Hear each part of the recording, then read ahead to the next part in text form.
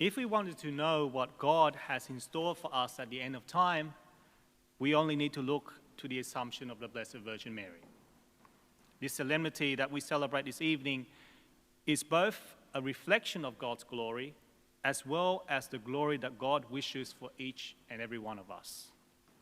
So by taking Mary, body and soul, up into heaven after her earthly life, God shows us something significant about him as well as about us. The Assumption of Our Lady into heaven firstly shows forth the glory of God in his power to bestow everlasting life upon Mary. We heard in today's first reading how David and the people of Israel brought the ark of God into a special tent that David had especially made for it. And this was the ark that contained the glory of God, the Shekinah, as the Jewish people would say, that overshadowed the area in which it was kept.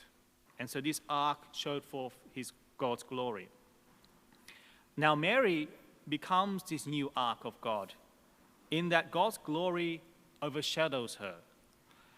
And a visible demonstration of this glory is when she is taken up into heaven to be united with him. The Assumption of Mary is a demonstration of God's glory because through it, we see the ultimate triumph of life over the greatest enemy of human beings, which is death. This is what St. Paul is talking about in tonight's second reading, when he explains how the perishable nature can take on imperishability and how mortal nature can take on immortality.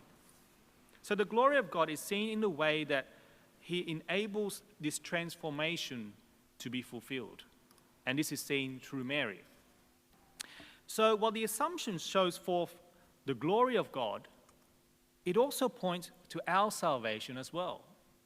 You know, by assuming Mary into heaven without having incurred bodily decay, God shows us the plan that he has for each one of us. In Mary, we see the end to which we are all called.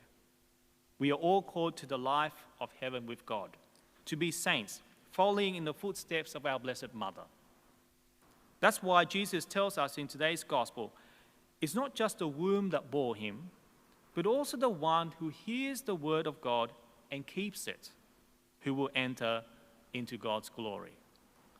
So regardless of any weaknesses or frailties that we may have at the moment in body or in spirit, the Assumption of Mary gives us great hope.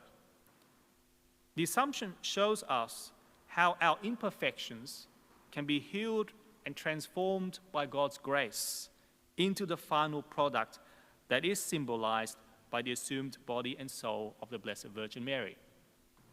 What we need to do in the meantime is to respond to God's grace in the way that Mary did, to listen to his word and to follow it.